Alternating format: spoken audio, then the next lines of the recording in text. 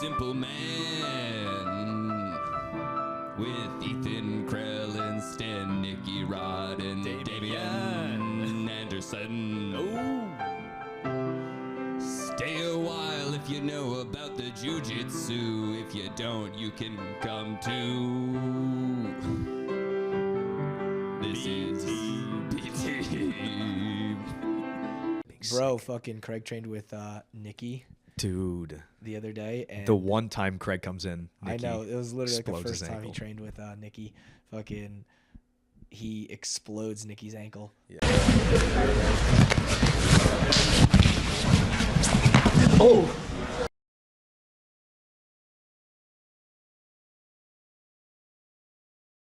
Yeah, so weird exchange, but yeah. Yeah, it wasn't even like it wasn't in a submission. It was like off of a wrestle up and then octopus counter. Exactly, yeah. And then kind of just fell back on his ankle, and it was such a loud pop. I heard it.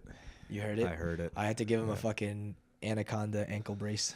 Yeah, dude, these braces are holding us together. I know, one I by know. one. Our joints are going, and they're turning into an a ad. brace. We should make an ad for this because everyone that's getting hurt is asking for the anaconda. We're running out. We need more. Yeah, I know. Well, I think they're sending us some new stuff because they have a new design. I have to check out what the new design is, but they wanted to see our thoughts on it. So I guess once we get the prototype, we're gonna get the shit exactly. But I had to throw him one of the ankle braces with the straps because he's gonna be fucked up for a little bit. Foot is hanging on by a thread. Yeah, his PT is doing the old Call of Duty. So his PT, what do you mean? Oh, I see. Okay. Yeah. Wheeling around on a chair. Yeah. I was like, bro, do you want to? Oh, he's like, I'm gonna ice bath for the inflammation. So he just sticks his ankle in. That's fine. And then I was like, dude, you want like Advil, like actual anti-inflammatories? He's like, I ain't no bitch. And then hobbles around. Amazing. We're live. So, all right. Welcome to the Simple Man. This is not live. Live, yeah. This is live? Yeah, streamed right now. It's a stream, yeah. Okay. There's what, like 1,000? No, that's not live. Fuck, if it was live, we'd have closed up shop a long time ago, I think. A while back. Yeah. Some of the editing saves our Jim saves careers. us. Yeah. With the Simple Man. Sure. Yeah. But guys, welcome back to the Simple Man podcast. First, I'm Damien. Ethan. Nicky Rod. We have a very special guest. He is Dana Brown. He is the president of Karate Combat, the owner of Goat Shed. Yes, sir. Asim Zaidi, right here. Asim Zaidi. Now, we've known Asim for... I've known him the longest. You know out of all of you. We go way back. I don't even know why, though. 10 years. 10? Yeah, probably. 10 years. You've been doing jiu-jitsu for 10 years. Yeah, I know. Brother, step the accolades up, huh? Wait, what? What did you say? I'm playing. I didn't hear what he said. Step your accolades. That was rough. Stem accolades. I have nothing. That's not very nice. Why would you say that? Because anyway, he was bullying me before, so now I have to make somebody else pick on someone else. someone your own size. We go way back, man. TriStar back 10 years. No, Really? definitely. Yeah. Yeah, he started with like kickboxing. He wanted to get into that, and then he finally got into the grappling. And no, it was crazy. Like after a year of training, I mean, you just started murking me. It was ridiculous. More than Damien did? So you started... No, this guy never. I retired from training before he could even catch us up on me. Good. So just to preface this, we've trained a few times. Actually, we've trained a bunch. Just at and he's never. Henzo's. He could never progress position on me. You're just too strong. He could never. But I'm way bigger than him. It's like unfair. No, Yeah. I definitely always took his back, mounted him, leg locked him. I would just stand up. There was one roll where he was like, "You can't even sub me," and I was like, "Okay, I definitely will sub you." And Did you? I took his back and mounted him, and he just played like this, and he's like, "You can't even fucking sub me. Bullshit. You didn't sub him? me." Look, I did not. can we be honest right now? Look, you guys see. You're like, huge. I'm pure juice fucking right tearing now. out of that. This Juice guy now. can't hold me down. The thing is, Can this guy ever hold me This down? fucking natty the thing twerp. is, he was also my size before steroids. That's the thing. Nah, he was Asim was also always a he fucking was megalith. skinny, lanky dude. Okay, look. You know my. I may have put you in a garbage can once or twice. you did. Okay. Yeah. Come on. There's no. I don't believe it. You don't believe it. Yeah, you don't believe that He looked up to me though on his come up. Yeah, physically. He did. And yeah, maybe literally. I was a good role model. There was no way I was looking up to a man with hair tattoos on his head. There's no way. It wore off. Whoa! Oh, shit! Damn. Well, now you got the hat. Yeah, man, it sucks. You know, you guys obviously don't know what it's like living as a bald man.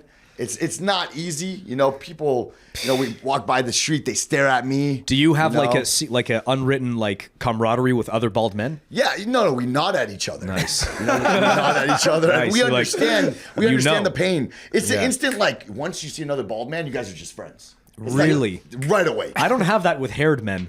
they don't. It always takes so long to be friends with them. All these like follicle, driven people. Follicle simple men. Yeah, follicle simple men. Follicle simple men. Follicle simple man. Fucking, yeah, no, they're all arrogant. Lose your hair like a real man. Definitely. Fuckers. That's hilarious. Yep. Dude, I've always been meaning to ask you, how the fuck did you, because so you would come for little camps and train and stuff like that.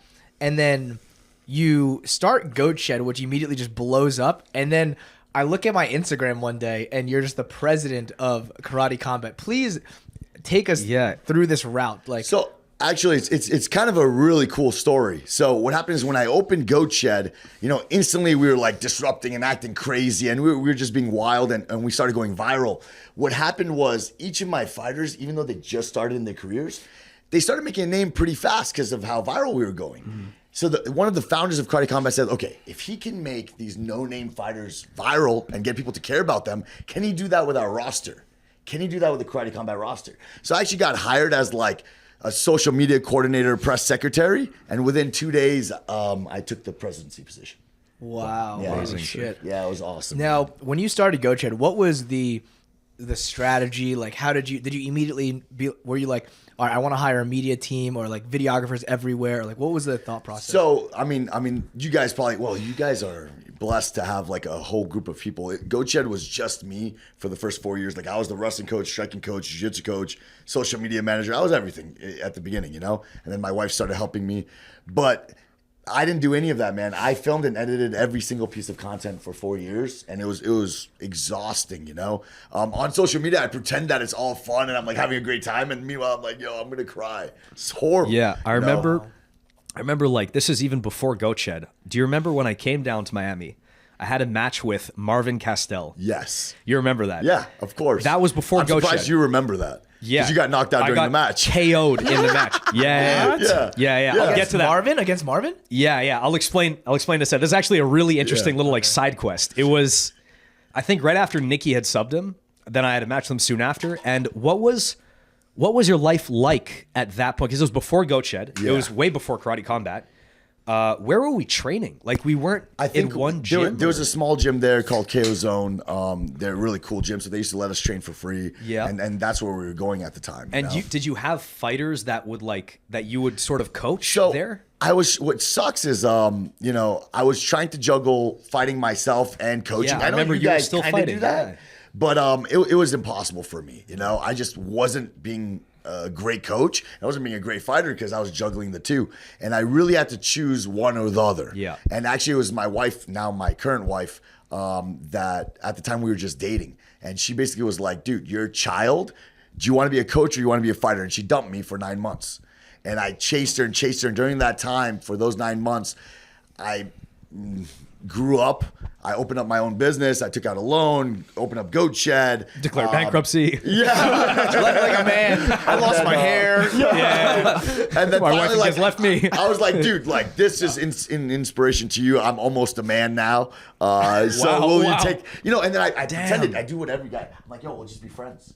I pretended that I want to be her friend. Foot in the door. Like, I just want to be a friend. Yeah. And then, like, I tricked her, and now we're married. You goofed her. Yeah. Dude. Oh, yeah. Well, congratulations. Thank you. Yeah, congratulations. It was a hard one to catch, but, yeah, I got her. Laura. Yeah, Laura. She's the manager for My Fighters. She's an attorney, and she works just as much as you do. Fucking power couple. Yeah. Both of you guys work like 25 hours. Yes, it's insane. She's part of the operations team in Karate Combat now. So a lot of the impossible things we pull off is in big part because of Shout out Laura. Yeah, killing it. Shout out Laura. So that means if our competitive careers go to shit, we always have jobs at Karate Combat. Yeah, that's what I'm saying. There Yeah, you go.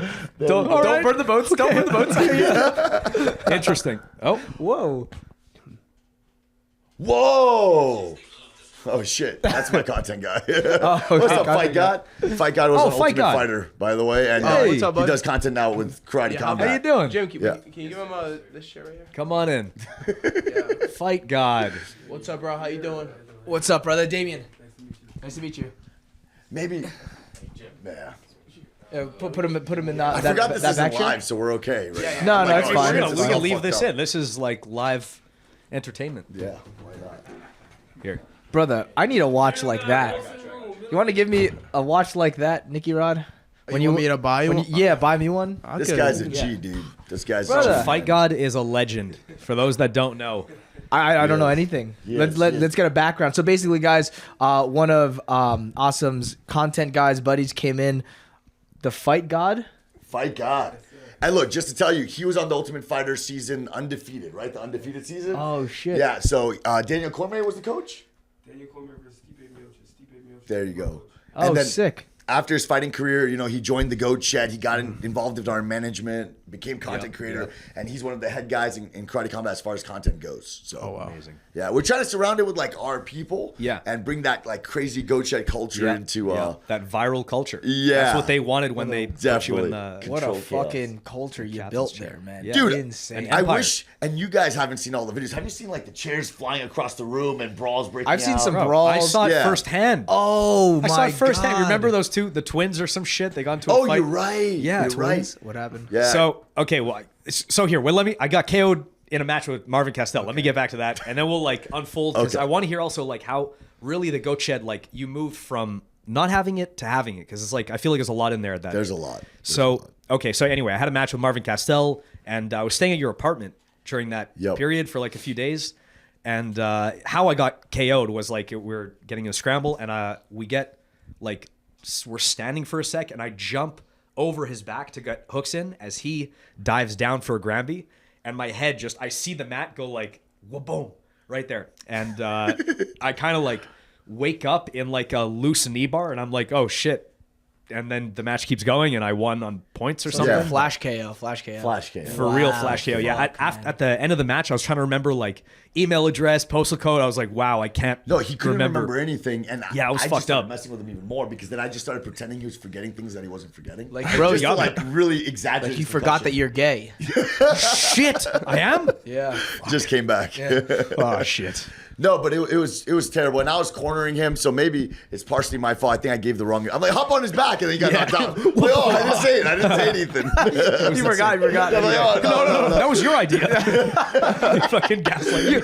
Why would you do that? You told me you were gonna jump, and I was like, no, don't jump over his do it. back. It's on camera. Like, Oh man. I bet that match is somewhere recorded somewhere. You could probably find it. Yeah, that's but- weird that you were already a decent name, so I'm surprised Yeah. that it's not out there for people to watch. I'm sure it's online. It's in the ether somewhere. Yeah. Archives. So from when I came to see you on that trip, when did the Goat Shed when did that create? I swear, honestly, and it's gonna sound cheesy to you guys probably, but my wife honestly is like inspiration for most of everything I've ever done in my life. She's the one that changed my life in a lot of different ways. And once we got married, it's weird. It sounds very strange, but once we got married, that's when everything really clicked and just great things started happening. It's strange. Amazing.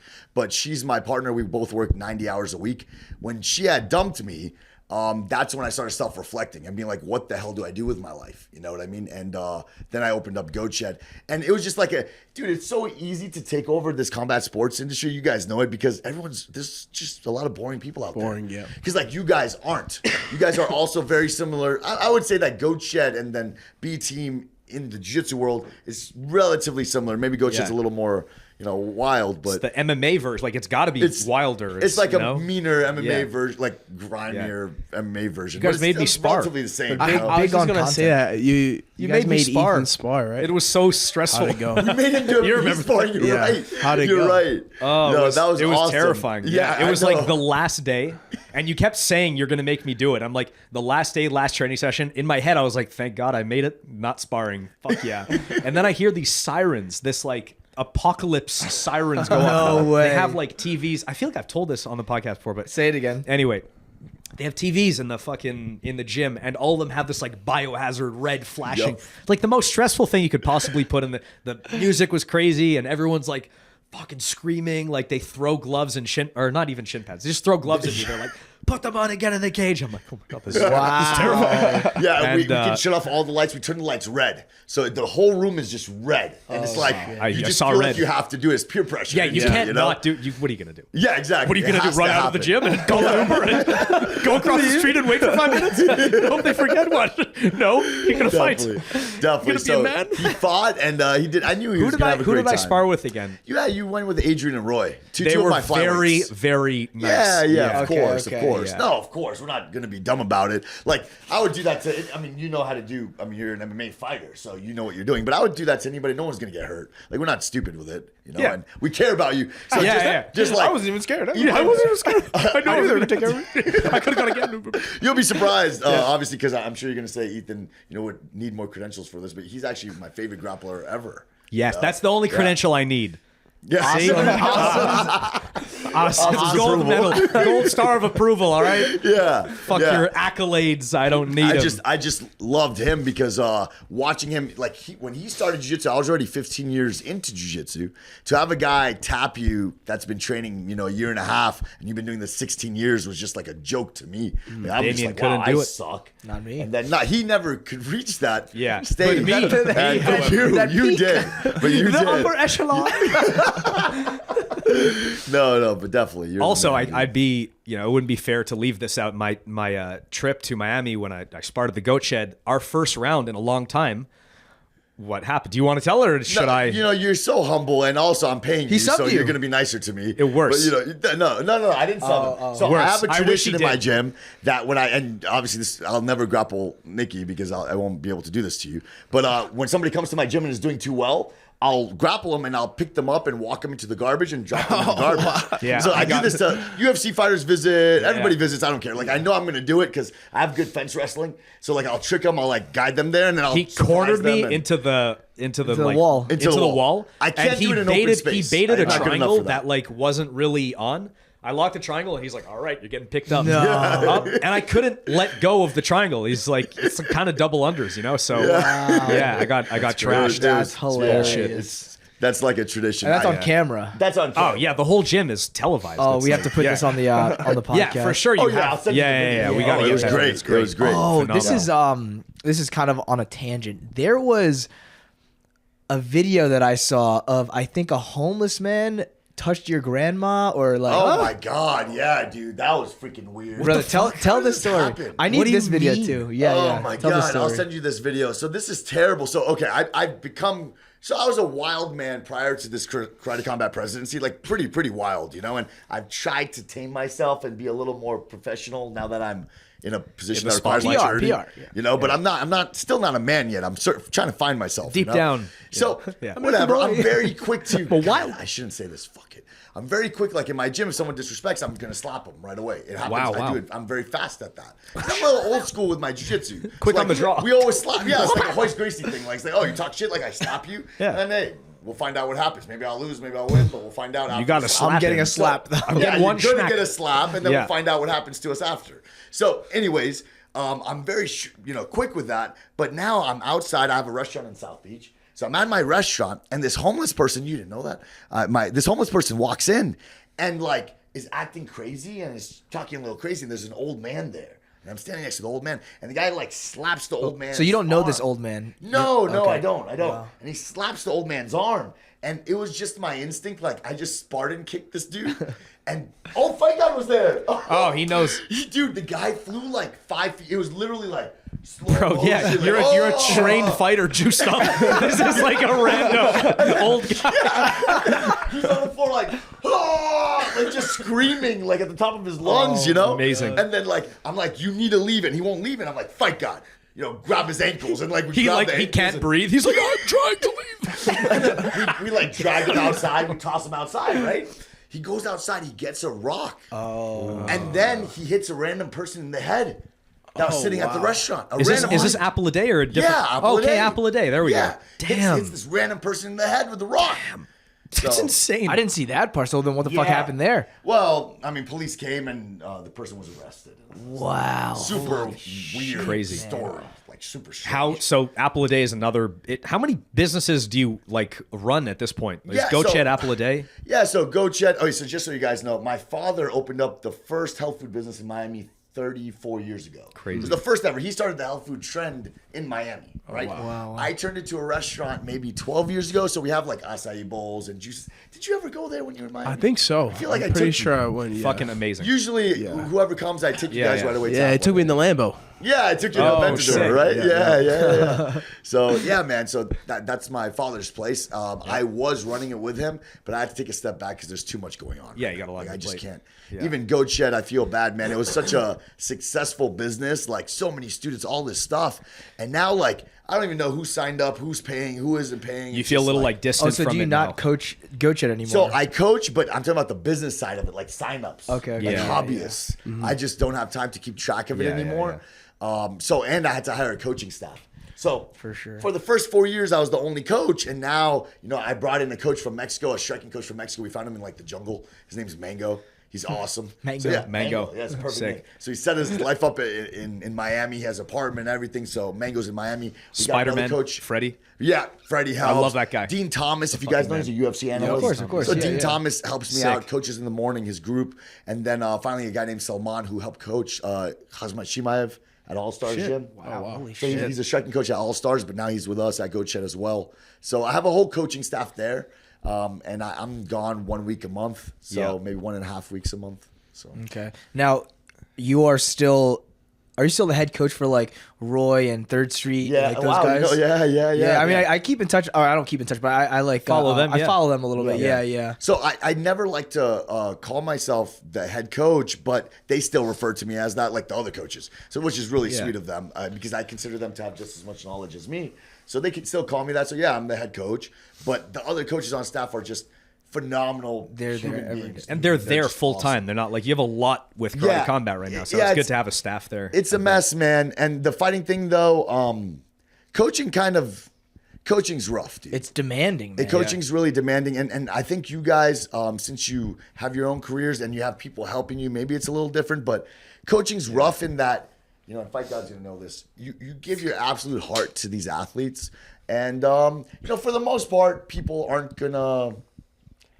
They're not gonna repay that love. Right, that's just the way it is. So, like, just so you guys know, the GoChed, like, about 15 people live in the GoChed. I feed them remember 3 that, meals a day, 5 days a week for all these years, and then you have like a fighter cases- shelter. Yeah, crazy. it really is. But it stinks because like you work hard, you teach a guy from his first punch to an undefeated pro, and then eventually, sometimes those athletes think it's just all them, and then all that hard work is just gone. And Yeah, they take it and it, run. it stinks. Like there's one in particular that just happened to me that was really rough where this guy threw the first punch in his life in my gym. We go 5-0 amateur, 7-0 pro, 3 meals a day, 5 days a week for 4 years, training, all free privates, never paid a membership, took care of this guy his whole life. He says, you know what, man?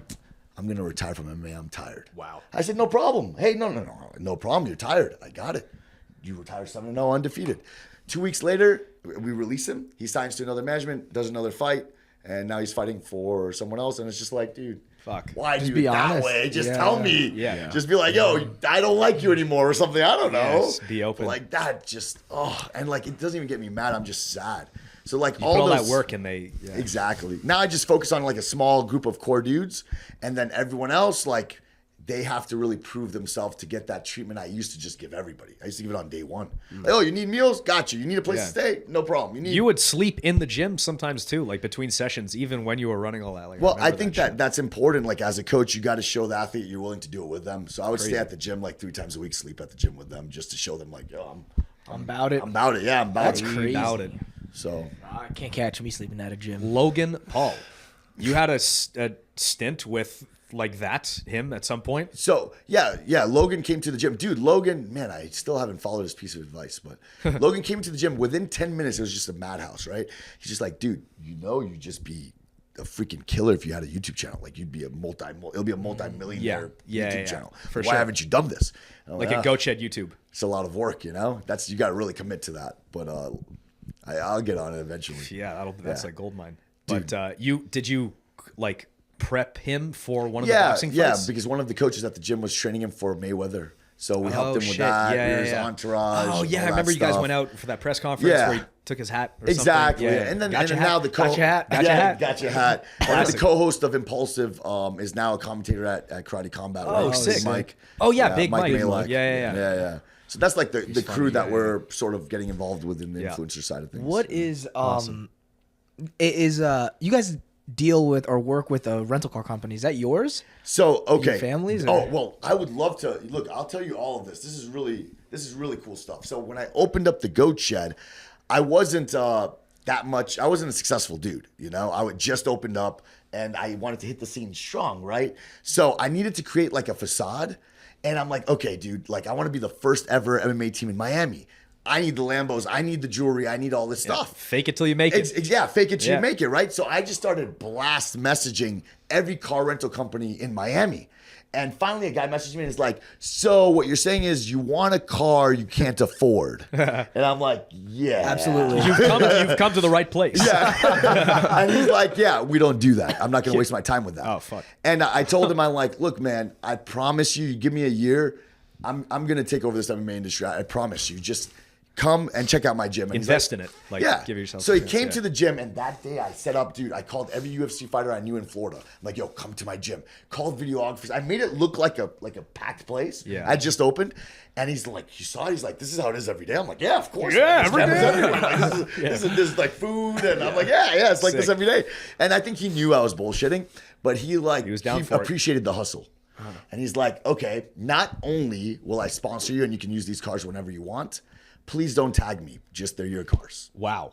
Just pretend they're your cars. Keep my name out of it. Are you my name out of your mouth? He's like, I don't want to make $1 from you, man. He's like, I don't want to make $1 from you. And then I remember people would troll me and be like, they're rental cars. And then he'd comment from his company's page and be like, Asim owns this company. Like he'd just say that. Wow. And, what? Yeah. And then all the jewelry. So I would be wearing like $200,000 in chains. Yeah. $100,000 watch. Well, my friend of like 27 years, his father owns a wholesale jewelry exchange. So they would let me borrow these jewelry for the days of the event, and I have to return them the next day. Oh, wow. So I pull up in a Rolls Royce with like $500K on me, just like looking like a boss. None of it's yours. None of it's mine. Insane. None of it's mine. All the old school coaches are mad. They're talking shit about me. They're like, look at this guy, this rich guy. His dad's my dad.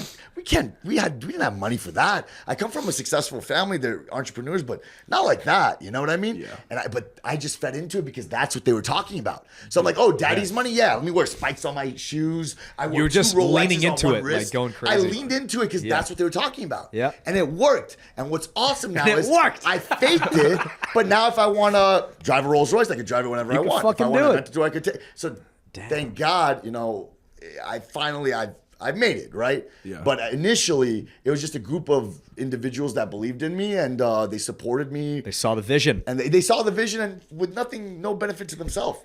Nobody knows the jewelry store that it was a wholesale shop, so you can't even buy there. Mm-hmm. So he was just giving it to me. And the cars, he didn't want to make $1 off me. So it was just like really beautiful people I had around me. And thank God it led into It worked out in the end, yeah. Yeah, man, my life changed completely. I just remembered another. You remember when me and Gordon taught a seminar at your gym and you brought a goat?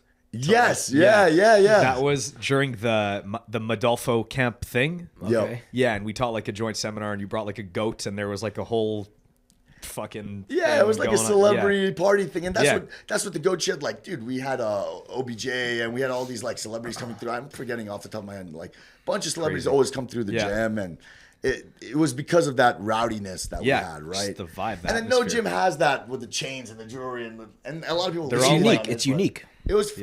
They're all like martial arts trolls. Like I wore 3 chains because there's a rapper named Two Chains, and I thought it was funny. I was trolling people. I wore 2 watches on one wrist because I was trolling. I didn't think it looked good. It's ridiculous. I had Louboutin spiked shoes for no. Because it just pisses people off. They want to comment on it. I had gold pants once. Like they thought I was serious. Yeah. I'm just trolling everybody, but they never got it. You burnt your gi, dude. Wait. Oh wait. Okay. We'll get to that. The best outfit I ever had. I wore a Gucci jacket that said fake on it. That was real. But I wore a Gucci shirt that said real. That was fake.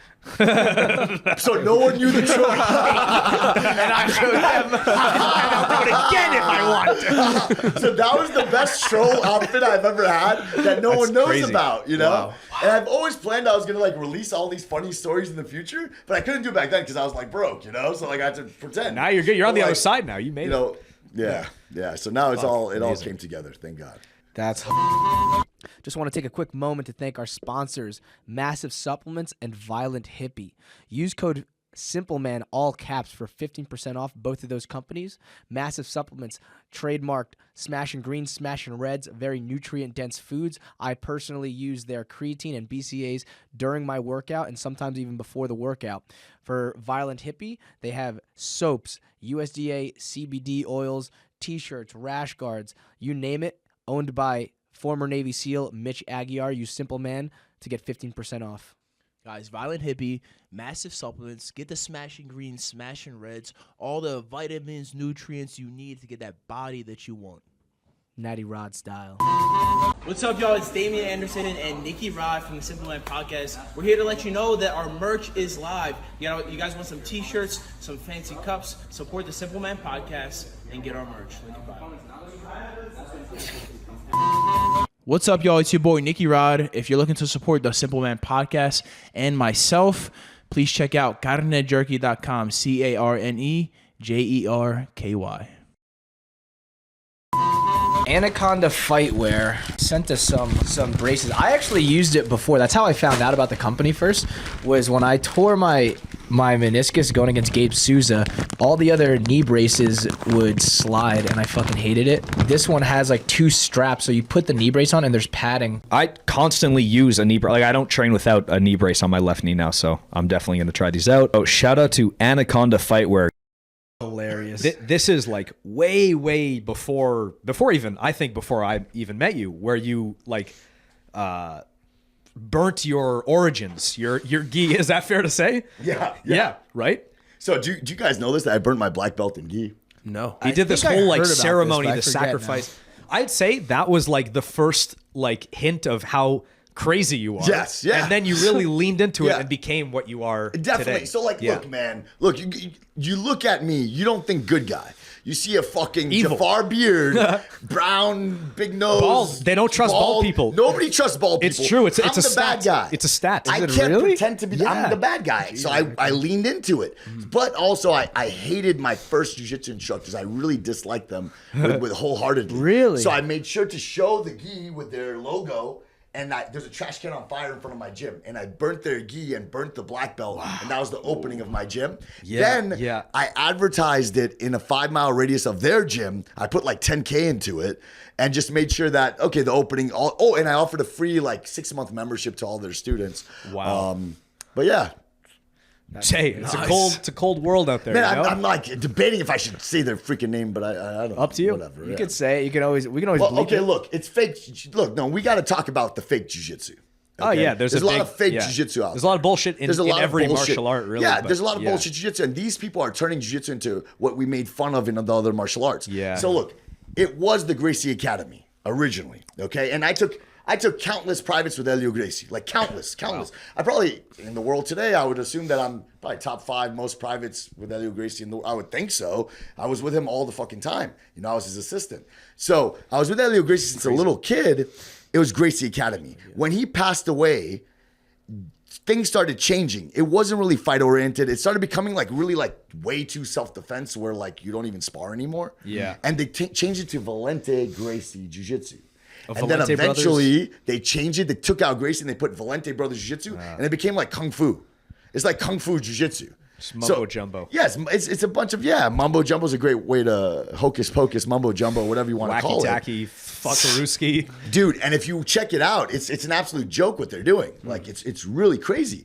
So at some point when I got my black belt, it was still like Valente Gracie Jiu-Jitsu, whatever the hell it was. When I got my black belt, I really wanted to leave, but I'm a loyal guy where I'll burn myself just to be loyal. Like I'm loyal to a fault. Without a doubt, you know?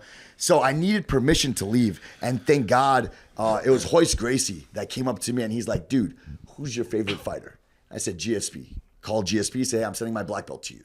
He sent me to TriStar. I started with Faraz, right? Sick. And then Faraz made me realize that I suck at jiu-jitsu, right? So then he started tapping me and I'm like, Jesus. So started training at TriStar with you and everybody in the crew. Did you, when was the first time you went to TriStar? I was like 20 years old. So that was 2010. You're a black belt already? 33. 33, okay. 33. Did you have your black belt already? I had my black belt already, yeah. Oh, really? But I would say I wasn't a black. Well, at that time, maybe I was because everyone wasn't very good. You know, the level's different right now, right? Yeah. So, yeah, maybe I was a legit black belt, but I wasn't.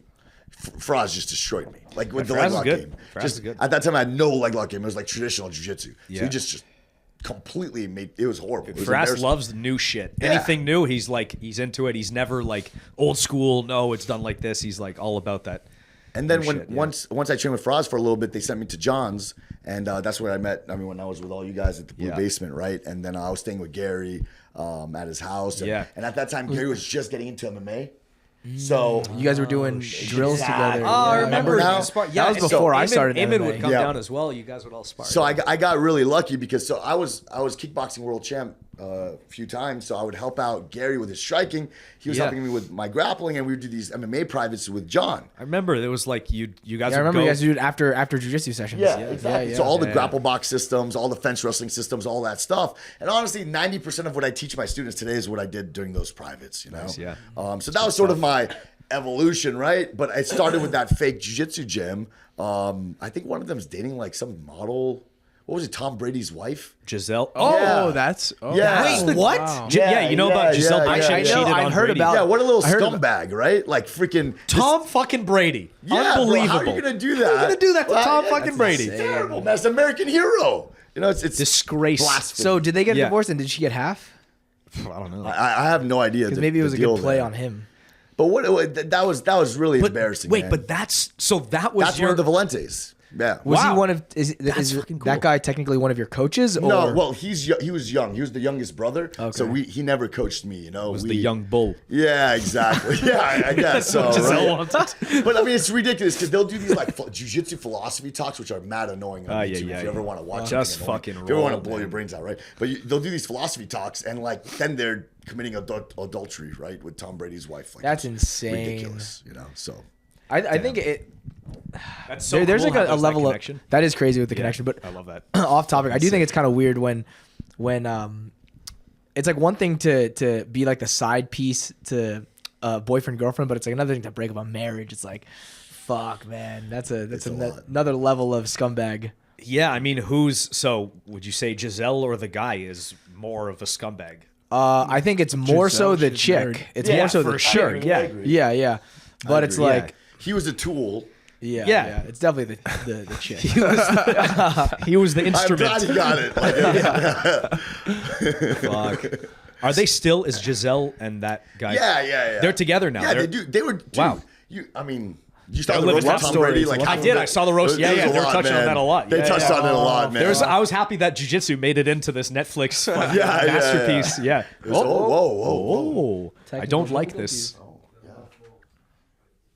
Fight God. Fight God controls the light. 110% my fault. That was no accident. I did that. So, crazy. There are so many videos of fights at. Chip. Sums up. That was not your fault. Yeah. This place is haunted. For the guys that are listening to an audio, basically we're having just some light issues. Yeah. Maybe we need to get a new light, huh? Could be. 2 years old. Who are those twins who came into the gym and fought when I was there? Like we have crazy. I mean, I'm sure it happens in jiu-jitsu. It happens even more in MMA, where just crazy people come into the gym, and then like you have to check them, right? Yeah. So those two twins came into the gym. They wanted to spar. We didn't want to spar. Yeah, they were like looking around. So we were trying to ask them to leave, and they just wouldn't leave. So then, what's the first action that has to happen? A slap. You got to slap. So they got slapped, and then by you. There. No, this one I didn't slap. Yeah, these guys. I don't They were think too you small. Like, the guy needs to be like Wait, my size your or side. larger. Okay. Slap him. If he's too small, I'll be like, so get somebody else. What's crazy? Oh, you guys are gonna love this. What's hilarious is the second there's someone crazy in the gym, everyone notices him, right? I get like 5 fighters that come up to me like, can I go? Can I do it? Can I do it? Can I do it? They want to go viral. Yeah. They're like me. I'm like, go. Like, we try to be fair about it, you know? Yeah, weight classes. Dude, so like, okay, I don't want to sound like a psychopath that I'm just slapping everyone. Let me give you an example of like somebody that maybe you could tell me if they deserve to be slapped or not. Okay? If the merit is there. One very viral video where I slapped a dude. Now, here's the thing. Here's the background story. There was a guy, he walked into my gym, right? He's like, hey, man. He deserves a slap already. How dare he? Like, how dare he? He's like, look, I don't have anything. I'm a fighter. I'm a pro fighter. I drove here 15 hours straight to train at your gym. I want to join your gym. I don't have a place to stay. I have a suitcase in my car. Could I sleep in the gym, just for a few days till I find my place? Real quick.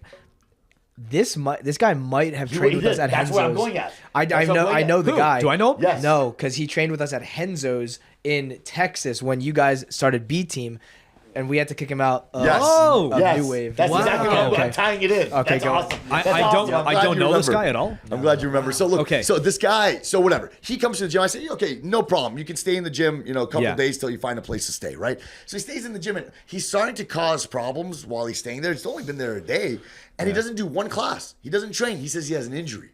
I'm like, oh, this is weird. Now he's cooking food during the class. We have a kitchen in the gym. He's cooking food like sketch catfish, like things that just make the gym smell horrible during class. Fucker. And I'm like, bro, you can't cook during class. So 3 days pass, and I'm like, okay, you have to move out. He's like, what do you mean I live here? You said I could live here. I said, bro, you have a couple days. It's the third day. Please leave. So he stop cooking catfish, dog. And I said, look, I'm going to go to lunch. When I come back, just please don't be here. Yeah. That's all. Okay? So I go to lunch. I come back. First of all, I have a giant text just cursing me out that he lives there and he's not leaving. Then I get there, and I had warned all my students, said, please make sure he doesn't talk to me when I come back to the gym. So I get there, and he's like, let's talk outside. And I'm like, motherfucker. So like I had a watch on. I like tossed the watch in the middle of the mat. I jumped down, like eye to eye, smack him, shoot a double, take him down, and then I just started like open palm ground and pounding him. Oh, I remember this video. Now I remember this video. Far, but I do, again, I am juiced up.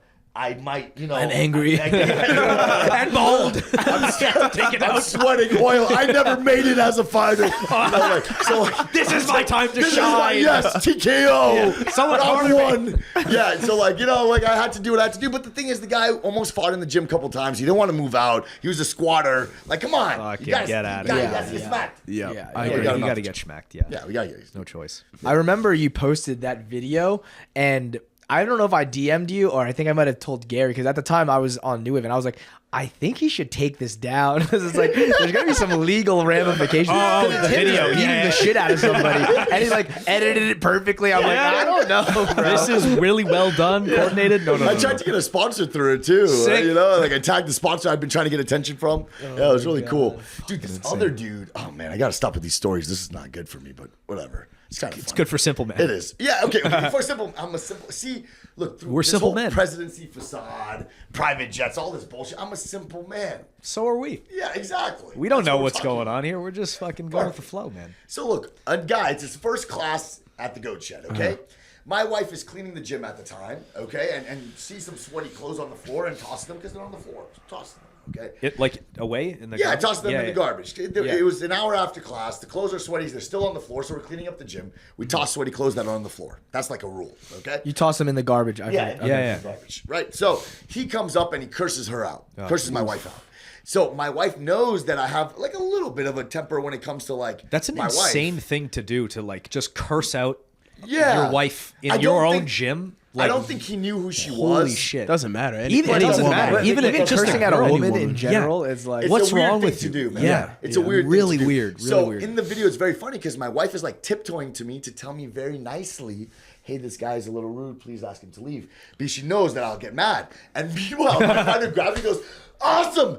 This guy's cursing out your wife. And I'm like, what? You have to smack him. I stand up.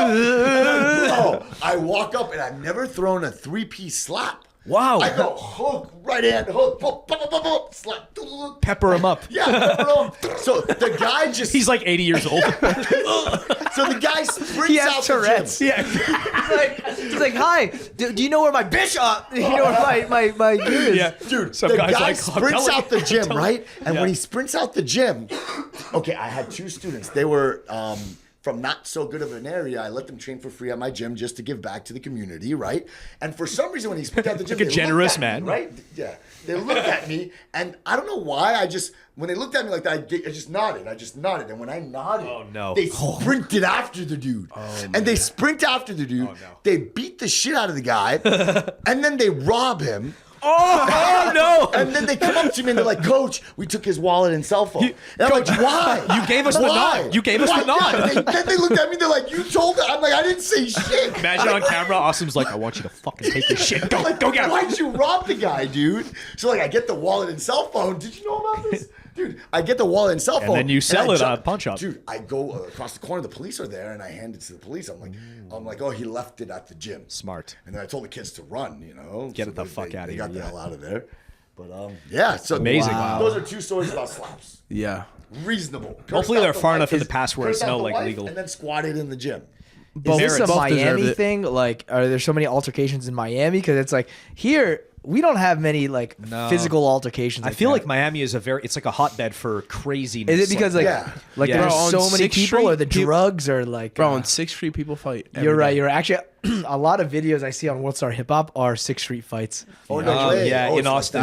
In Austin. Okay. I still think as a whole, Miami is crazier though. For sure. Yeah, there's probably more people. Bigger. Yes, more people. It's just it's nuts in Miami, you know. And look, in the 4 years that my gym's been open, I mean, maybe I've only done that 17 3 or 4 times, you know. 3 or 4 times. That's like once a year. Once a year is good. That's a good average. Yeah. I'm not counting the Spartan kick because I was outside. Yes, that doesn't count.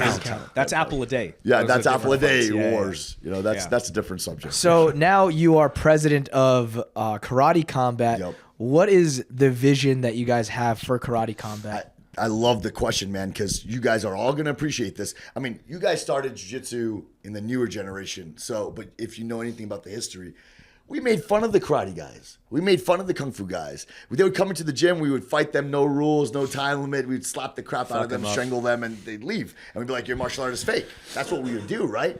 So when they made me president of Karate Combat, my mission is to re-legitimize karate. Because it's lost its way. It's a complete McDojo type of martial art right now. You go into 9 out of 10 karate gyms, and it's kind of a joke. Mumbo jumbo. Yeah, there's like 8-year-olds with black belts. It's not a real thing. But then you find Machida, or you find GSP, or you find Henry Cejudo that does karate. There's some gyms out there that are karate gyms. So it's out there, right? It's just hard to find. So my objective is let's re-legitimize that art. Let's bring it back. And I think it's happening. I mean, you watch a Karate Combat fight now, you're like, oh my God, they can fight. It's a legitimate MMA scrap. fight. Yeah. Yeah, They hold their own. man. Kickboxers. So the rules are simple in Karate Combat, okay? It's basically the same as MMA except no submissions and no holding.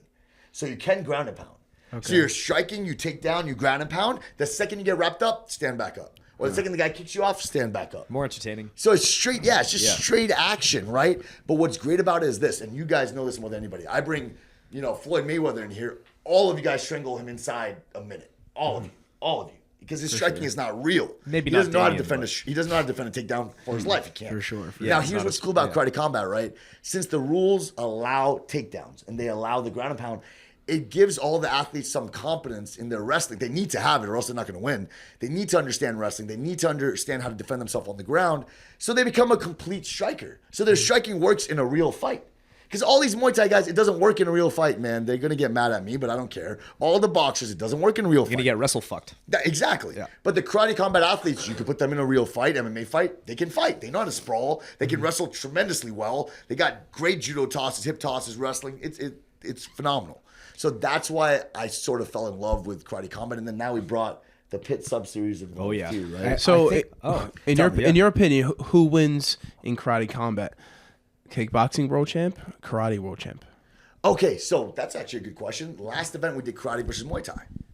So we did this. The first match was Sayed Yokub, an Uzbeki fighter. He actually was in the UFC, and he fought against a Muay Thai champion. It must have been like, I don't know, 2 minutes long, where eventually he scored a hip toss. Oh no, it was actually a Kouchi. He hit a Kouchi. The guy fell like a sweep, knee on belly, ground and pound, finish. Oh wow! Because once the guy got to the ground, he didn't know what to do. Yeah. Then the next match, Muay Thai won, and then the last match, karate won. So it was 2-1. Back and forth. As time progresses, it takes time to evolve, right? As time progresses, karate will evolve. And then just like you saw with jiu-jitsu, which is insane. Like, honestly, man, I tell this to my students all the time. When I was a black belt, like before you started jiu-jitsu, right? When I was a black belt, the techniques you needed to know and understand to be a black belt is very different than today. The purple belts of today are far more advanced than the black belts of, when I was training. It's not even close. It is not even close. It's crazy. For sure. Dude, if I don't keep buying DVDs, I get left behind. Like, I have to update my information on the weekly basis. It's a joke. So with karate, it's the same thing. Like, we're starting this evolution. 5 years from now, every MMA gym in the world should be like, man, we need a karate combat coach. We shouldn't have a Muay Thai coach. He doesn't know how to wrestle. Why would we do that? That would be success in my eyes. Make karate great again. Make karate great again. Awesome. That's what we want. I'm competing Thursday. Yes, you are. Against the dude who ttwerks. And is he? I think he's gay. He's gay, right? I don't think so, man. You can't do that if you're not. No, he's definitely gay. No. I think he... His wife and kids. Oh, wow. That's a good cover story. That's insane. How do you do that if you're heterosexual? I don't know how he does that. I will admit there was one fight, but I was forced into it. So I have a girl fighter, female UFC fighter. She's actually fighting this week. I have to corner her Friday. So in the UFC or in karate combat? UFC. Okay. So after her fights, she twerks. Subscribe. Oh, what's her name? Eileen Perez. Yes, I've seen her. Yeah, okay, she's like OnlyFans chick. I haven't seen her, but I've never seen her. I'm her coach. I'm trying to help out. I respect. What's the her hustle. IG again? So look, after fight she twerks, and then dude, I told her, look, if you finish your fight, I'll twerk with you. Oh, I made a deal with her in camp. She did not finish her fight, but she won in an impressive fashion, and she goes, "Coach, twerking." And I'm like, shit. So I did what any logical man would do. I got in a handstand against the UFC cage. Oh. And I started twerking. You remember that? Yeah. ESPN posted it. It was great. Nice. It's okay. Good stuff. You got to do what you got to do. Yeah. A lot of people weren't happy with that, like martial art fans, but it was a good time for me. That just means doing the right thing. They're not happy. You know what's funny? The jiu-jitsu fans are way more fun. Gay. Than like traditional martial arts. Gay is the word you're looking for. It's definitely split though, because you have like traditional jiu-jitsu guys. The Brazilians hate Craig for sure. Like with the keep jiu-jitsu gay, they definitely hate it. They do not like that. It's like it's an old age versus new age type of thing. Yeah, but the new age is winning for sure. Yeah, for sure. There's more money in it. Everyone wants to watch hilarious. It. It's hilarious. And you know what? It makes jiu-jitsu more entertaining. I don't want to say accessible, but like people aren't scared to do it because it's fun. Yeah, it's fun. It's not like we're military, like you come here. Yeah, like bow. Yeah. It's just like a fun training environment, and you fuck around. Dude, it sucked honestly. Like growing up in that first jiu-jitsu gym that the McDojos I was a part of. I've never been a part of. I've never I started at TriStar, and it was just no. You've had great gyms your whole career. You know what I mean? Great. But like with me, I was at that place, and I mean, we all had to learn Portuguese, right? We all had to shave our heads. We wore the same clothes. We all had to act the same. Really? Yeah. What the fuck? Weird. So you speak Portuguese? Whack, no, man. No, I go. No. Do you have to bow in front? But I can teach in Portuguese. You have to grab the arm. Oh yeah, I'm lucky. A tappy. Chap. Did you guys have to bow in front of? Isn't there like maybe Gracie Baja does it, where they have to bow in front of like Helio or something like that? I'll tell you this: Helio wasn't about that. So Helio wasn't what. I wish you guys, honestly, I wish you guys had the honor of meeting that dude because you guys would fucking love him. He was fucking crazy. Why do you think I slap people? He's nuts. He would do this. He would do the shit? How? You know what's crazy, man? Nobody knows. Nobody really had the experience with Helio, so nobody knows how he was. And these old school guys threw you guys off because you guys don't get it. He was nuts, dude. Sick. If you disrespected jiu-jitsu in front of him, he'll immediately start marching to you. And you are gonna get slapped. It was the way he was. So he would do before any seminar, he would do the same thing. Be like, who here doesn't believe in jiu-jitsu? Oh fuck. And there's always one idiot that would raise his hand. And immediately he'd start marching to the guy to slap the guy. Wow. Yeah, because he wants to prove it. And he was like 93 years old and he would do this, dude. He's getting away with it. Bro, and we'd have to stop him, and then I'd have to do the challenge match. I was like 14, and I have to like stomp the guy's knee, take him down, and strangle him. Stomp the guy's knee. Yeah, you remember the sidekick, the jiu-jitsu sidekick? Yeah, you would do a challenge strategy, match. right? It was jiu-jitsu sidekick. You saw the matches. Yeah. That was our style. The Gracie stance. Right? The But knee like, stomp to the Helio Gracie is somebody that all you guys particularly will really love just because of how savage he was. He wasn't what you think necessarily. Now, obviously, the guy's super old school in that, he'll wear a gi. The gi needs to be like proper, like different things like that. Like, okay, regiment. But as far as like chaos, he really believed in a controlled chaos type of setting. So like, you'll roll, right? You don't know when the time limit is. He won't tell you because a fight, you don't know when the time limit is.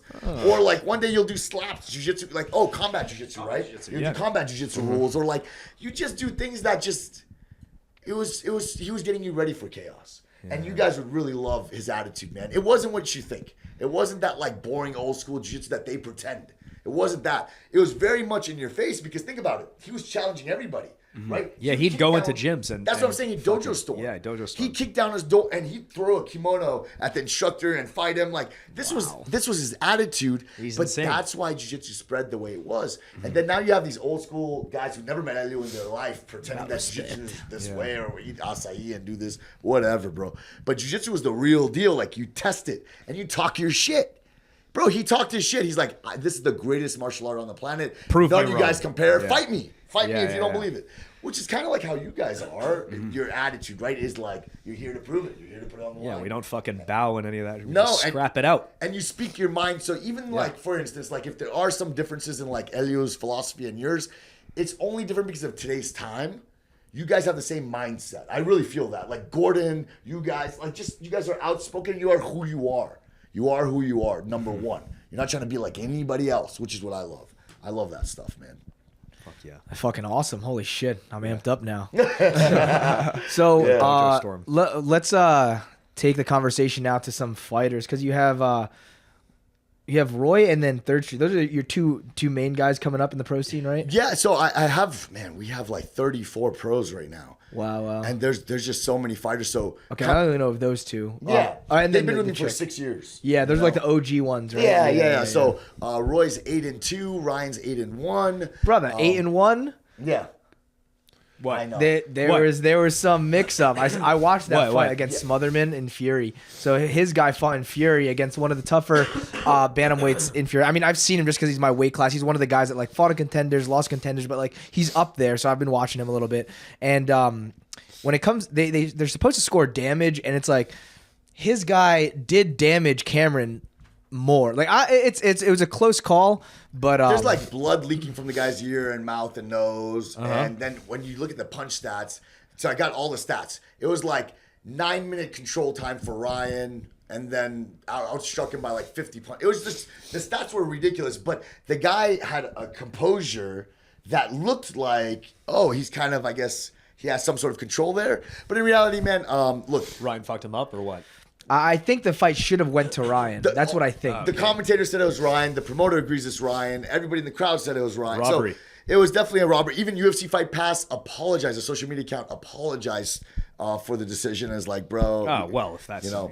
So it was definitely a very controversial thing, but it happens, So what's next for those guys? What are they coming up? Yeah, man, they're just fighting now, still on the regional scene. It's hard to get them fights, and then Florida, just MMA in Florida just died. Like really? There's no real organization on Fight Pass in Florida, and now we have to go out of state, right? But that's so complicated to find fights out of state. You're having a hard time finding fights. Yeah, so for those that don't know, like I'm fighting now June 16th, and the only reason was because Asim actually messaged me because I couldn't get any fights. Like it was since November, and then he was like, what we had to do in Florida was we had to offer the opponents $5,000 if he beat our guys. And then I was like, well, I'm not going to risk $5,000. I'll risk $2,000. Yeah. So I was like, okay. So then that's why I made the post. And then my coach was like, I'll add $1,000 just to the guy's show money just to make sure that like he shows up. That's really great, by the way, on your coach. Yeah, my coach, fucking sick. Elton that's Wells, awesome dude, man. I mean, I came from a session just now to come straight here. That man works with me, me and Jackson every single day. So thank you so much, Elton. But so he put $1,000 just to give to my opponent just for showing up, and then I bet $2,000 that I'll win. But the guy's not betting the money, But basically, that was from Asim. Thank you for the idea. Of course. Yeah, because man, it was fucking. I'm like, I got to crank these fights out, It's like there's no way I can't just keep getting one fight a year. It's this is horrible. Need experience. Yeah. So it's really tough doing that. Yeah, we have to pay incentivize opponents and fly in, pay for their flights. There's a lot of different things that we do. That's very stressful, man. Would you do a karate combat fight? I can't actually because I'm in contract with Fury. I mean, I'm not opposed to it. But I can't. Yeah, you can't. Okay, never mind. But I mean, I do a grappling match. Yeah. You do a grappling match. Yeah. I do submissions. Which, by the way, everyone's really loving, man. I mean, the jiu-jitsu community seems to love everything about it, which is really cool. That was interesting matches coming up, right? Yeah, definitely. Well, yeah, for sure. I mean, we got you competing. Helena's competing right now against a UFC fighter, and then AJ Agazam versus Lucas Barbosa. How the fuck did that come about? So this is insane. A little strange. So I'll tell you this: it's me and a guy named Leo Davila. We're matchmaking. Yeah. I have no connections in the jiu-jitsu world at all. The only people I know in jiu-jitsu are going to be from New Wave or you guys. That's it. That's it. That's my. We all train together in New York, so that's the only reason. Yeah. So anybody outside of you guys, I have no idea who they are. So he made this matchup, but looking at it, I'm like, isn't AJ just gonna get marked? No, I mean, I don't know. Yeah. I think the general consensus is AJ's. Bro, he just did a tournament at 66 kg, which is 145 pounds. Yeah, I'm pretty sure he got submitted too. Does he know something we don't know? Like, why would he take this? I thought, is it not a good match for him? He probably needs money. Maybe it's a good paycheck. Excuse me, I apologize. I hope that's not the reason, man. Yeah, I mean it's a win-win. It's like he gets paid either way, and it's not he's supposed to lose to Barbosa anyway. But if he wins, that's fucking great. And again, I don't know anything. Like, I've never watched AJ compete, so I've only seen him, like, I think Jake Shields, like, smacked him or shoved him. Yeah. I've only seen, like, stuff like that. Shit, when did that happen? Yeah. I forgot about it. It happened a couple times. Wagner, too, right? Wagner kicked him off stage. Yeah, like, Spartan kicked him off stage. Like, I've seen that. Yeah. Which I brought him on hoping also that, like, maybe he gets kicked. Yeah. I don't know. Like, it'd be cool. He might. I mean, Barbosa's too nice. I don't know. Yeah. Cool. Dude, I remember I was competing at UFC Fight Pass Invitational. And I know. And Yuri Samoa is like walks up to AJ Agazar and is like gets in his face before we compete and was like pretty much saying that he's gonna slap him if he talks. Yeah. Wow. And then what's so funny? So Yuri is pissed off at AJ, like talking a bunch of shit. I posted the video of it, and he's like, threatening him. He's like, I'll fucking slap you, whatever. And then AJ got kicked out of the UFC event, even though AJ didn't talk any shit. Oh, okay. Because he's just causing a little. Yeah, because they kicked him out of the event, even though Yuri's the one that started. But Yuri's beating, so they're like, we're not kicking Yuri. They beat him. Yeah. Oh, that's so funny. Yeah, poor guy. Is he like a good dude, like a nice guy? I have no idea. Okay, I have no. He has a lot. A lot of people don't like him. That's him. definitely a fair. Okay. He definitely gets under people's skin. I think he's never wronged me, but I've heard a lot of bad. Never wronged me either. Yeah. I feel like I saw him at Henzo's a few times. Hey, he's been at Henzo's. Yeah. I forget. There was something that happened at Henzo's. He cut Gordon with an elbow, and caused Gordon to pull out of an EBI. That sucks. Yeah, dude. John was mad. Pissed, huh? Yeah, John was pissed. Back when EBI was... Man, that broke Yeah, it my was the heart absolute that Gary won. The split, dude. I just got to say. The split? The split? Yeah. Yeah. We haven't spoken about this in quite some time, yeah. It's just like... It's heartbreaking, man. You guys were really awesome, everyone together, and I remember you and Gary being so close, and just I remember we would wake up 5 a.m. in Jersey, all of us would get in the car together, drive to the train station, take the train station to New York. That was wait rough. 7 a.m. Remember that? The golden age. Bro, we'd be in the blue basement 7 a.m. till like 4 p.m. Yeah. Go back, teach class. Yeah. And thank God all you guys, Brunswick at made night, it. You guys are all successful individuals, but back then everyone was struggling. Fuck. I'm not struggling anymore. Yeah, I'm fine now. I definitely made it. Well, it's a different, but like different struggle. Man. Yeah. We had the carpool. I had the carpool. Yeah. I was like, fuck, I can't go to the city every day. It's expensive too. The tolls, the it's gas. like $1,500 a month. Brutal. Fucking to go to the city because we had rent. well, actually it was cheaper when we took the train, but there were some times when we had to start driving in straight to New York, and with the tolls, with the parking, it was fucking expensive. It's crazy. Got a carpool. Yeah, we had to carpool, man. Those are the golden, brutal, man. the golden age. I remember the 6 months before we moved to Puerto Rico, thinking that this can only last so long. Yeah. I remember just what, the team or your expenses going to the city? The team. And I don't know what it was, but maybe it was like the dynamic in the room because it was so good and interesting every single day, and I was like, this can't last forever. Man, I thought it was and I think so sad. and I also knew a factor was going to play. It was like my personal goals. I had to like hide how good I wanted to be while I was in that room. Essentially, you can't like. I did too. I hit a lot of my skills. I still do to this day, actually, because I don't want to That let must the be the world reason why know. he couldn't tap me. He was hiding his skills. Yeah, I was hiding it. Dude, Yeah. that's crazy. It's so funny because I was just ignorant. I thought the team was gonna last forever. Like we were gonna grow until fucking 50 years old, and like I would look at. I would just think sometimes, how long is this actually gonna like last for? And I sensed like It was Craig. something I coming. sensed Craig. It could have Craig been was him. the reason. But I'm telling you, it was so interesting because like 6 months before we moved to Puerto Rico, I sensed I was like, fuck, this is only gonna last so long. And then we move, and while we're moving, I'm like, this is gonna be that. Yeah, I had no right idea. here. Craig says the same thing. He's like, but leading up to the Puerto Rico move, he's like, something's gonna fail and it's gonna. Frankie told me the same thing. It's so sad, man. It reminds you I think the only other moment that pissed me off just as much is when the Spice Girls split. You remember that? Oh, I remember that very Like it was yesterday. Bro, that was heartbreaking. I was shocked, man. Are you serious? Not about the Spice Girls, about you guys. Oh, okay. Yeah, so many people thought that it was a Joke. media, like a ploy. Yeah. Just for social media, but it was very real. Yeah. I mean, yeah. It still sucks. There is still time. There are still days when I have dreams that like we're all training together. Like You dream really? Yeah, I actually had a dream last night about it. Shit. Yeah. Me and Gary were going to the train MMA before jiu-jitsu. That's sad. Yeah. It was crazy. Yeah, I think about it all the time. I'm like, fuck. Man. You know what was a really nice moment after Nicky subbed JT? He went over and spoke to Gordon. They had like some nice exchanges. They're like, oh yeah, Nicky's like, I broke his foot. And Gordon's like, oh, nice. Or so it was like a nice exchange of words, and we shook all their hands, and but that's about it. Yeah, that's as far as it's gonna as get. far as it's gonna go, really. Yeah. There's no hope. There's no hope there. Well, there's no hope for the Seems team. like it's getting worse now with Craig's. Well, the thing is like Craig has a heart attack. Oh, if Craig dies. No, Go back. I still don't think so. It's There's no it's way. more it's more Nicky. Nicky. And yeah, right? Nicky, yeah. The thing is like, all right, Gordon and Nicky, they're eventually gonna get back to like they're eventually gonna rekindle, whether it's Really? 40 Yeah. years down the line. Oh, yeah, okay. But Gordon will forever hate us for leaving. Yeah, for sure. He'll forever like the only reason he doesn't hate Nicky's because that's his brother. Yeah. Yeah, that's the only thing. But there's no way the team Feel gets back bad, together. man, because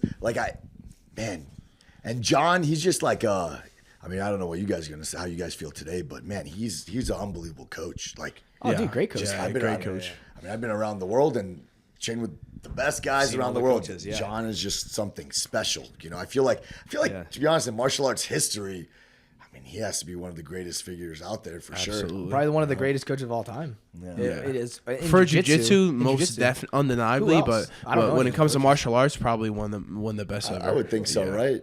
And you think about like whoever it's going to be, like Jigaro Kano, and then you think about Mitsuya Maeda, Helio Gracie. I mean, you think John Danner. I think he's up there with like those types of guys. Absolutely. And it's so cool to have modern like day. the staple of all you guys with him and all that stuff. But Dude, in the Blue Basement, we'd have like different UFC fighters or martial artists come. It was a hotbed. fucking all the time. Yeah, especially because it was in New York City. It's like everyone's coming to Manhattan. I was so stressed when I wasn't there. Like Oh, I yeah. knew that like I was up. You're missing shit. I'm missing shit. Yeah. I'm not training as hard as I could, or as with guys that are as good as I could be training with. Yeah. I spent like 3 years doing ashigramis. I never do an ashigrami. It was a good time though. Your drive. I was thinking about this the other day. Your drive to the gym like when you would do those long drives, was not far from my drive to Montreal from New York. Oh yeah. It's he did that But I do day. it every day. You do it every day. fucking day. That's insane. Yeah, I would drive like it would be like 2.5 there, and then like on a bad traffic day, it'd be like 4+ on the way home. Yeah, 4+ hours is like you're over the border. Yeah, yeah. If you drive. That's hilarious. That shit like 5 times a week. Insane.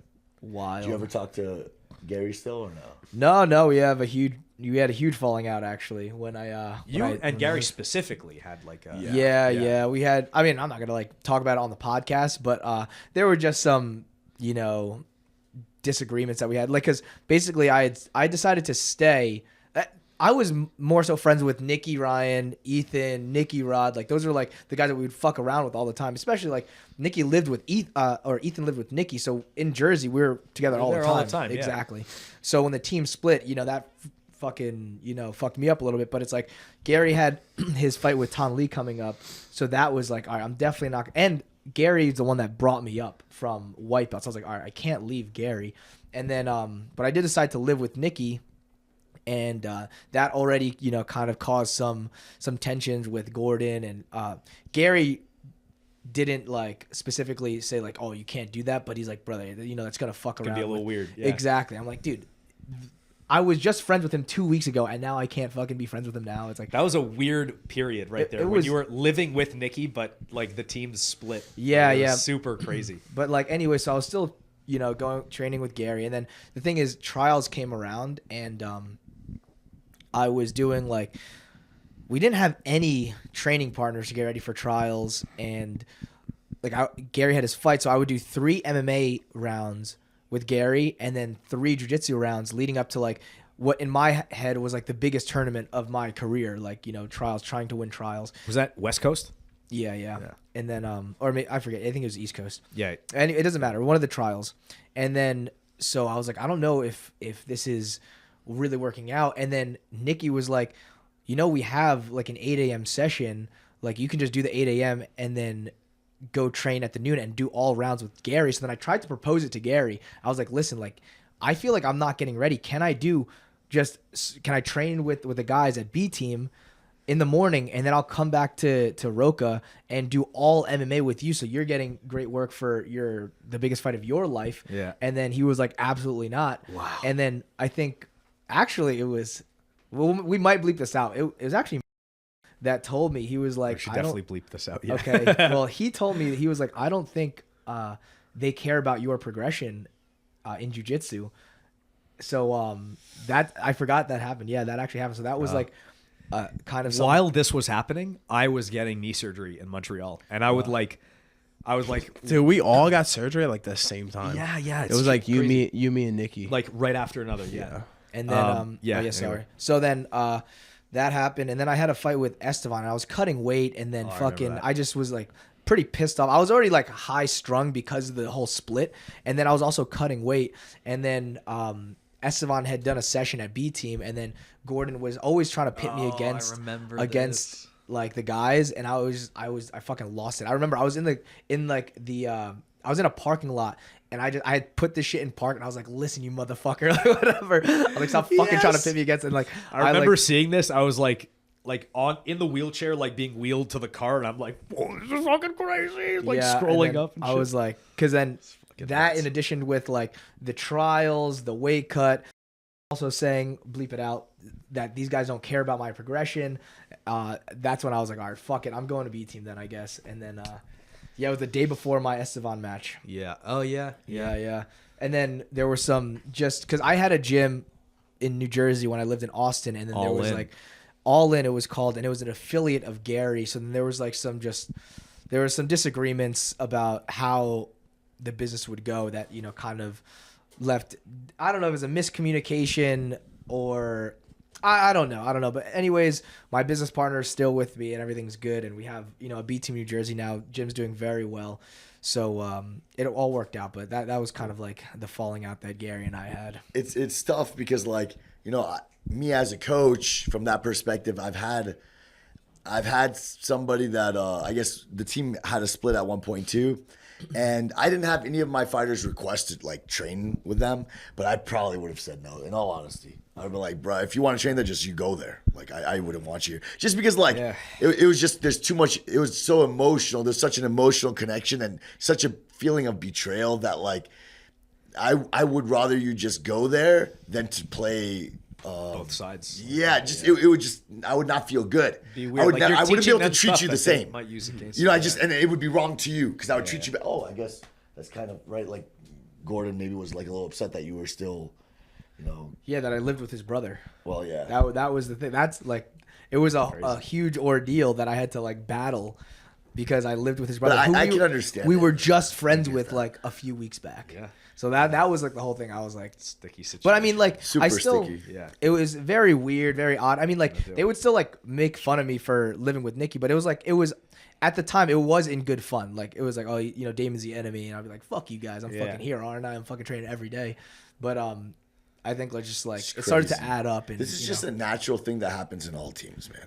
Well, this happened in Goat Shed. I've had a split where like 7 my dudes left the same week, and like one tried to stay, and then one ended up leaving. It was just like the same exact rebellion like occurred. We're in fucking accounting firms. Like there's gonna be egos, and you're literally fighting, and you're you know the thing that it's like you know, Rome didn't last forever. Like anything that's human can't stand the test of time. Flaws. I think there's gonna be flaws, but the thing is also I feel with the reason I decided to go to you guys is because it's like I decided to pursue jiu-jitsu because I loved doing it every day. It was fucking fun, you know, and you got great training obviously, but when I was over there it felt like a mundane job, and I was like, if I don't like going to my job every day, you gotta love the process. That's the whole thing. Otherwise we would, what are we doing this for? It's like every day we're getting better, we're hanging out with our friends, we're fucking, it's the process, we're all trying to strive to be great in the sport. And it's like there it didn't, for me, it didn't feel like... Lost the magic. It lost the magic touch. Yeah, but fucking weird. Well, we're all here now and thriving. Yeah, we have a podcast. Yeah, I know. It's pretty awesome. We got fucking Asim, the Dana Brown, the president. Dana Brown. Holy shit. That's fucking amazing. Yeah, man. Who would have thought? Like it's wild. Going from like, you got to imagine I became Karate Combat president like 6-7 months ago. But it's just imagining my life like the day before I became president, and then now it's just ridiculous. So they hit you up to do that? Yeah. Who was the president before? So that guy, he's not gonna like me ever. No way, he took his job. Yeah, I took his job, but I tried to. Yeah, I took his job. Yeah, but the problem with the last president is I wanted to maintain a good relationship with him. I wanted to keep inviting him back for shows. Maybe he could sort of be like an advisor, like he was the first president ever, a consultant type of person. And like I could, work with him. Like I tried to do it like that. He was not down. It was not gonna do that. Fuck. And like I didn't. Not interested. It was not going to happen. And like I didn't have a Twitter until recently, and then I just wanted to see what he talks about. Dude, and he like indirectly talks about me all the time. Wow. It's been 7 months. Like all Still the time today? he trolls me. Yeah. Wow. And I'm like, dude, poor guy. Like I didn't He check is on him till right hung now. up. No, I feel really bad about whatever he's going fuck through. that. Because look, man, he was the first president ever. For 5 years he was in the company. Karate Combat was around for 5 years? Exactly. Holy shit. But the problem is, he wasn't doing a very good fucking it job. Wasn't. So what happened is Karate Combat, it was always interesting, but it did get kind of stale. And if you talk to some of the greatest reporters out there, they'll tell you that. It got stale. So they needed to switch something up. And when I came, I fucking shook things up. Yeah, for sure. And I mean, I feel like all of us can agree it's just straight vertical. You see all over social media Karate Combat. Yeah, insane. for sure. So the past 6 months is been Just crazy. Yeah, only the past year did I all really we've even seen. hear about Exactly. Karate Combat. Most people only think Karate Combat's been around since I started it. They Yeah, think that's a I good started sign for it. you, yeah. Most people. But I wanted to be cool with the last president. He was just like a soft-spoken, point-fighting karate dude. So you can imagine what that looks like. Yeah. And that's what he looks like. So, Nerd. Awesome would fuck him up. Awesome. He'd slap him. Yeah. Poor guy, man. I really do feel bad, Like, I wish he could still be a part of it, but he definitely hates my guts. And I do have one final question. I don't know how, we've been going for a little bit, but I am very curious about this. So, because you went from fighter, entrepreneur with the Goat Shed, if a company came to me and offered me to be president, I honestly feel like I'd have to turn them down. Like, I have no idea how to be a president of a large corporation. So like, what are your responsibilities as president? Like, I have no fucking clue. You know? So there's a lot to that question to answer. I'll tell you this. When I originally became president, I thought it was a different role. I thought I was just going to be a face. And then I talk about fights and I'm really excited. That's what I thought I was going to do. Mm-hmm. But I didn't realize that I was going to be, like doing basically logistics. Everything. Absolutely everything. Then my wife would be involved. And I didn't know it was going to be all this. So I'm involved in absolutely everything you can imagine in the company, whether it's, arranging travel properly or marketing a fighter, hiring a social team, flying content creators out there, matchmaking, everything. I'm involved with everything. And I have to, the key is making a team. And if you want to run successfully, you have to have a team of really like intelligent, hardworking dudes that are willing to go above and beyond, right? Because the team prior, right now the new team in karate. Remember, you fired like half the fucking. I fired half in the Cancun. dudes. Every time I'd see you, he was like, I just fired 17 people. And then I see him the next day, he's like, I just fired another 17 people. Karate Combat's like, why are we so profitable? Like, I fired 50 people. No more salary. Is there anyone left? I'm like, holy shit. But what we're making so much money. Dude, and like there's no easy way to do it because like all the people I let go of, they hate my guts too. And it's like, dude, like the company's in a different direction. It's not vibing. Like, I wish I could do it in a good way. So there's a lot of like former employees. Well, there's not a lot. There's literally like 3 former employees that still tweet about me. I just found out. Like, someone showed it to me the other day, and they hate my guts. Damn. And it breaks my heart because, like, bro, I want to see what they say. I'm curious. Like, it's broken a lot. I'm letting go of a lot of people, and right now, I really feel like the Karate Combat team is just the elite. Yeah. Now, I have to continuously bring in new people because we're just understaffed, right? Because I let go of a lot of people. But the people that are left in Karate Combat, if I introduce you to them, you're gonna be like, yo, these guys are geniuses. They're super creative. They're hardworking. They work harder than paid for. They stay up late nights. They don't complain about anything, man. And it's wild. The team behind Karate Combat, it's awesome. Like, I can say something passionate. No, they aren't. My man right here. See, he was a fighter. He was on Ultimate Fighter, right? Fight Guy was Ultimate Fighter. One thing about him that's cool now, so he's a content creator. He wants to win against every other content creator we have. Yeah, you're competing with him. So there's a Dropbox, right? He's making sure that he takes the content first and puts it in the Dropbox before any of the other content creators.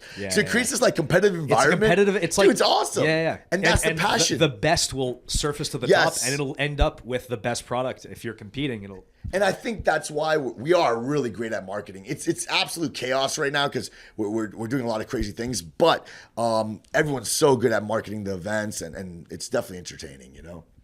Absolutely. Wow. Fucking crazy. Well, we'll call that one?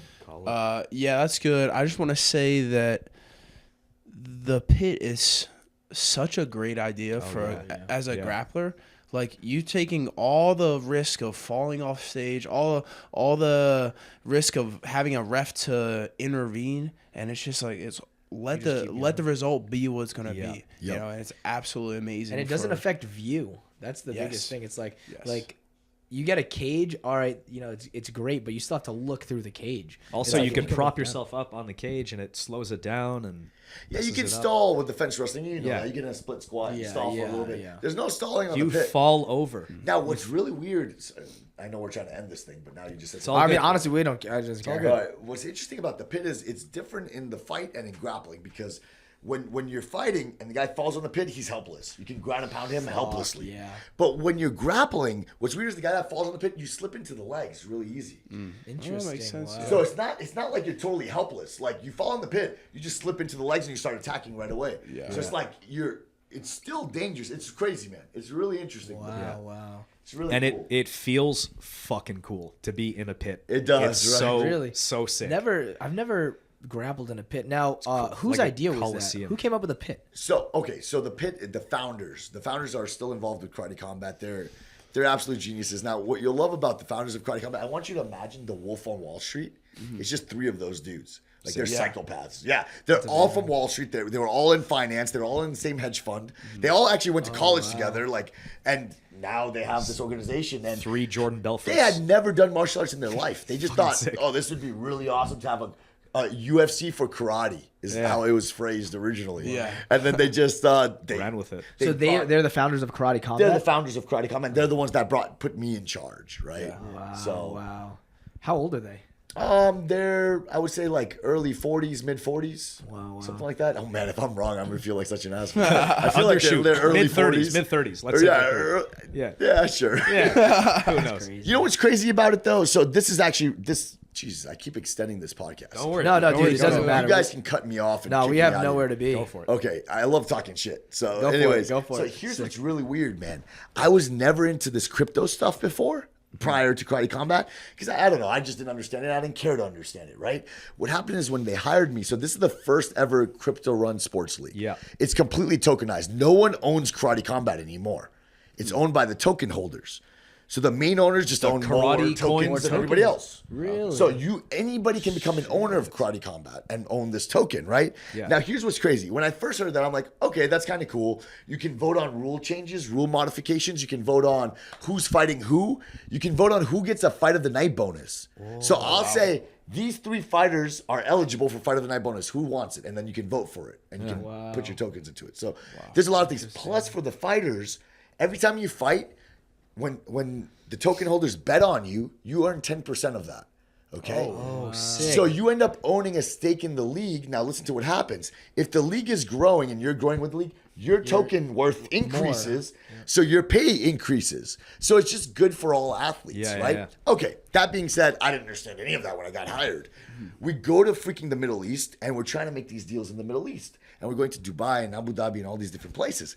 And what was crazy to me is they're all asking about the crypto stuff. And then that's when I called my wife. I'm like, dude, if they're so interested, these are the wealthiest, most powerful people in the world, and all they care, they don't even care about the fights that much. They're talking about the crypto what's up with the crypto. This is the first ever crypto run sports league. Like, what's happening with this? And the fact that they cared about it so much was like, wait a minute, this is important. So then I started researching and diving into it. It's freaking genius. It's so smart. And I can guarantee you the future of sports, it's going to end up happening everywhere. Because when you talk about fighter treatment, I mean, you own a part of the league now. And then you're like, man, the league is growing, but my pay's not growing. Well, that's not true anymore. Your tokens are growing. You are growing with it. With the league, like, So directly. you know what I mean? So it's like the perfect way to make sure everyone's treated fairly. Yeah, and they get a cut of the pie as the pie gets Exactly. bigger. Yeah. And then you got to imagine, like my wife and I, the way we are with fighters, we feed our fighters, we take care of them. We really want them to accomplish their dreams. Fighter treatment inside Karate Combat means a lot to me. And it's not always perfect because we have a small team and we're trying to take care of everybody at the same time, so it's not always perfect. But my idea is to make sure we treat these fighters perfect and they leave happy, and it's the best experience of their life. That's what I want. So the fact that they're owning the league while they're fighting is just like, this is sick. So anyways, I got really involved into that, and now I'm learning about this crypto stuff, and it looks like this is the real future for real. Like, So- understanding crypto. Do you guys compete, like when you look at art, we have to outcompete XYZ. Do you guys see yourself as competitors to UFC and Bellator, or is it completely different? Like what? Okay, how do that's you a good see question. yourself? So, and I'll always say this: first of all, I never want to compete with the UFC for a lot of different reasons. One, when I hit the scene as Dana Brown, I did it because in reality, man, I do look up to Dana White. I don't think many people on this planet could have done what he did. UFC was illegal when I was growing up, when I was in middle school. It wasn't allowed, and the fact that he took it to what it is today. So, and people criticize him a lot, but I love the dude. I think he's amazing. So just from that standpoint of like, I look up to him, I would never want to try to compete against him or go against him or say anything bad about him ever. That's one. But two, it is different. I'm doing a striking league. I don't ever want to compete and become an MMA organization. All the respect to PFL, Bellator, they're always going to be a B league. I just don't see them ever being Taking the over UFC. UFC. No. Yeah, UFC is like the And what stinks is everybody's just a cheaper version of the UFC, and I'll tell you why it looks like that.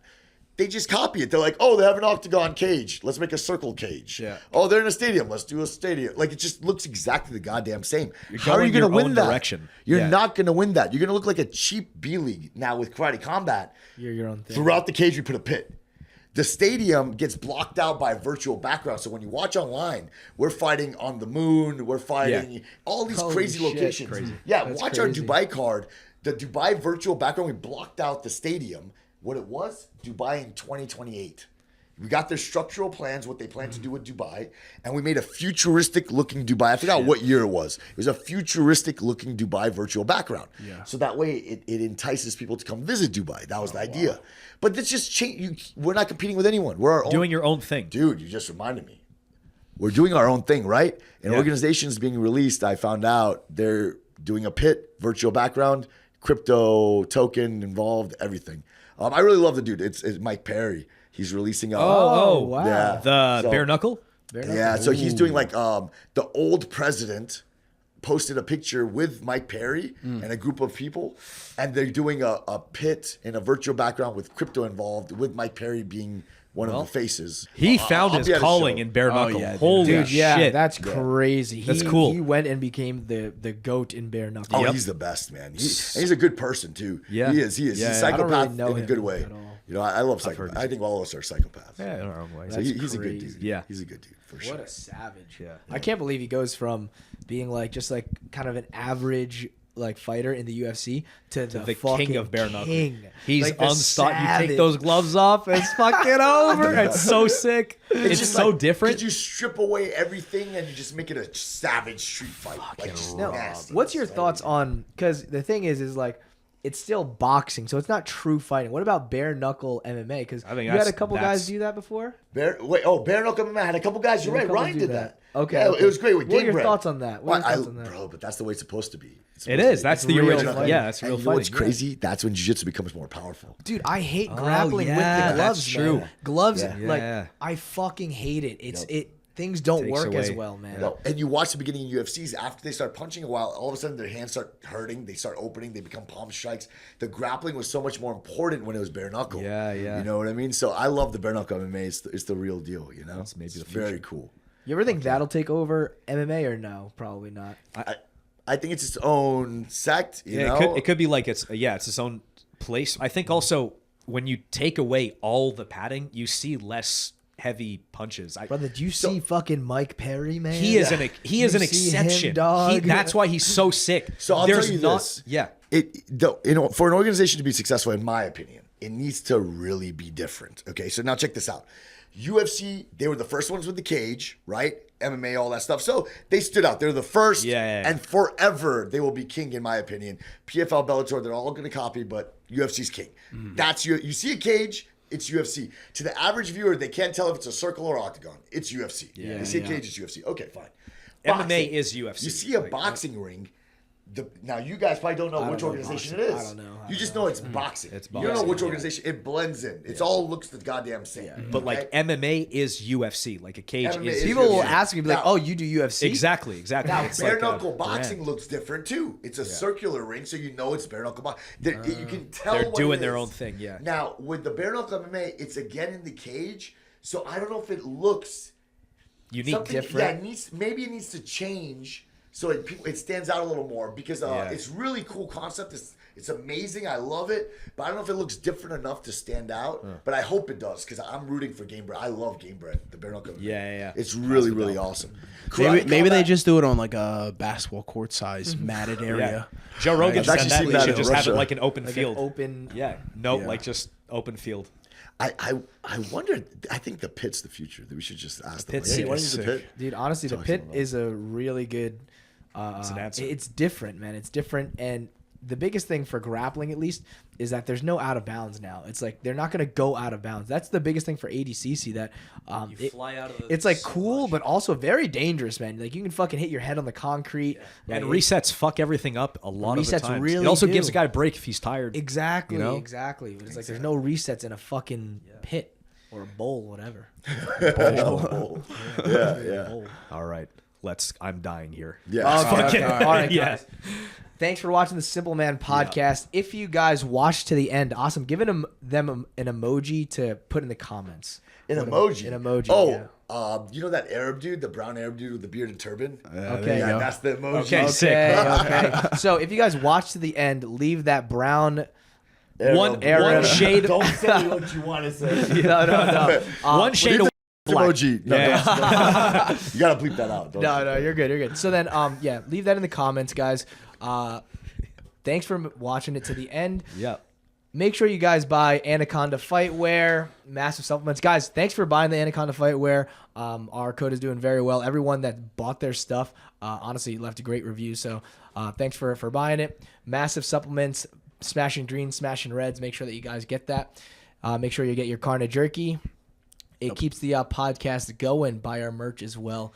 Tune in to Karate Combat. It's free on YouTube, as all their events are this Thursday, May 30th. Hopefully this gets out in time. We'll see.